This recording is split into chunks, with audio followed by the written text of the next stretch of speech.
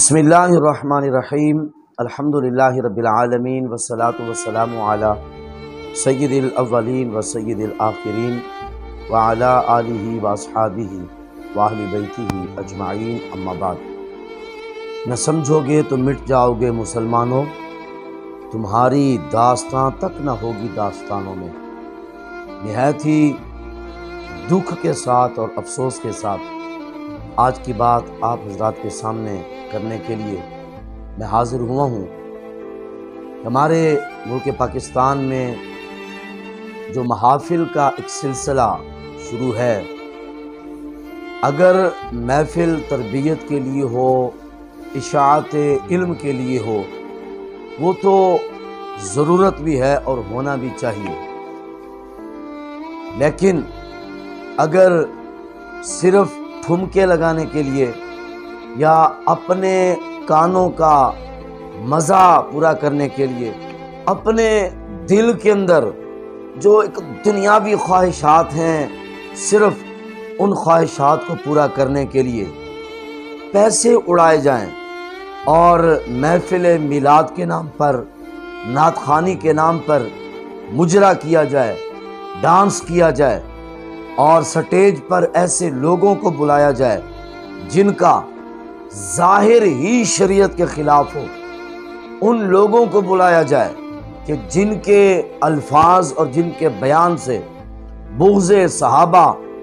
چھلک رہا ہو یا پھر بغض اہل بیت واضح نظر آ رہا ہو، جن کی تقریروں سے بغض رسول واضح طور پر محسوس ہو رہا ہو، ایسے لوگوں کو سٹیجوں پر بلا کر مذہبی مجرے کروانا اور پھر ان کے بارے میں یہ سمجھ لینا کہ شاید یہ نیکی کا کام ہے، تو یاد رکھیں یہ نیکی نہیں ہے۔ ہمارے علماء اس کو بڑی دیر پہلے مذہبی مجرے کا نام دے چکے ہیں، اور ان حالات کے اندر کہ جب ہمارے پاکستان کے اہل سنت کے مدارس کہ جو محض چندوں کے بل بوتے قرآن پاک جیسی عظیم و شان تعلیم امت کے بچوں تک پہنچا رہے ہیں، جن کے پاس وسائل اتنے بھی نہیں ہیں کہ وہ بچوں کو اچھا لنگر پکا کر دے سکیں، اساتذہ کی تنخواہیں ایسی کر سکیں کہ امت کے نونہالان کو قرآن اور رسول اللہ صلی اللہ علیہ وسلم کا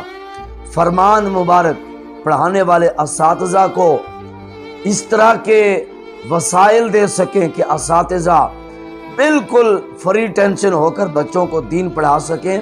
اتنے وسائل مدارس کے پاس نہیں ہیں۔ ہمارے وہ طلباء جو دور دراز دیہاتوں سے دین سیکھنے آتے ہیں، ان کے پاس اخراجات نہیں ہوتے، وہ بیچارے دن کو تعلیم حاصل کرتے ہیں، راتوں کو یا تو ٹرکوں سے سامان اتارنے لادنے کی مزدوری کرتے ہیں، ہوٹلوں پر ریسٹورنٹس پہ جا کر وہ مزدوریاں کرتے ہیں کہ یہاں سے ہمیں اتنا مل جائے کہ ہم رسول اللہ صلی اللہ علیہ وسلم کا دین پڑھ سکیں۔ ایک طرف رسول اللہ کے دین کے جیالے اتنی مشقتیں کاٹ رہے ہیں، تو دوسری طرف یہ حال ہے ہمارے ملک کا کہ نام نہاد جھوٹے عشاقان مصطفیٰ فاسق لوگوں کو سٹیجوں پر ڈانس کروا کے بے نوازیوں کے اندر 10 پلاٹوں کی فائل بذریعہ قرآن اندازی تقسیم کر رہے ہیں، 10 عمرے کے ٹکٹ فری بانٹے جا رہے ہیں، اور اس کے پروگرام کے اوپر جو لاکھوں کا خرچہ ہوا وہ علاوہ، جو لاکھوں کا لنگر پکا وہ علاوہ، پھر فاسقوں فاجروں کو اور گویوں کو بلا کر ایک شخص کو 2 لاکھ روپے کا جو لفافہ پیکج دیا جاتا ہے وہ علاوہ، یہ ہمارے قوم کا پیسہ کس ناجائز کام کے اوپر صرف ہونا شروع ہو گیا، جبکہ ان محفل کرنے والوں کا دعویٰ یہ ہے کہ یہ رسول اللہ صلی اللہ علیہ وسلم کی محبت میں محفلیں کر رہے ہیں، حالانکہ رسول اللہ صلی اللہ علیہ وسلم کا جو اپنا عمل مبارک ہے وہ اس کے بالکل مخالف ہے کہ آقا علیہ الصلوۃ والسلام نے تو دین کو پھیلایا، علم کو عام کیا اور امت کو بھی یہ فرمایا کہ بلغوا عنی ولو آیا، کہ تمہارے پاس میرا ایک بھی فرمان پہنچے وہ امت تک پہنچانا۔ تو رسول اللہ کے فرمان امت تک تو علماء نے پہنچانے تھے، سٹیجوں پر تو علماء کے لیے پابندیاں ہیں۔ دین کون پھیلائے گا؟ کیا یہ داڑھی منڈے نام نہاد نعت خواں کہ جن کا ظاہر بالکل رسول اللہ صلی اللہ علیہ وسلم کی سنت کے خلاف ہو، یہ دین پھیلائیں گے؟ آج تک تو کوئی ایسی مثال نہ مل سکی کہ انہوں نے دین کا کوئی پیغام پہنچایا ہو۔ ہاں، وہ مدینہ شریف کی ان بچیوں کا ایک حوالہ لے کر ان لوگوں نے دف بجانے کو ضرور شائع کیا ہے، لوگوں تک پہنچایا ہے کہ جناب دف بجانا چاہیے، یہ وہ مدینے کی بچیوں نے دف بجایا تھا۔ کیا دف بجانا دین ہے؟ وہ تو ان لوگوں کا وہاں کا ایک انداز تھا، رواج تھا۔ رسول اللہ نئے نئے تشریف لائے تھے، انہوں نے اس انداز میں اپنی محبت کا اظہار کیا۔ آقا علیہ السلام نے موقع پر وقتی طور پر ان کو برداشت فرما لیا، لیکن کیا دف بجانا جائز ہے؟ قطعی طور پر جائز نہیں ہے، بالکل منع ہے۔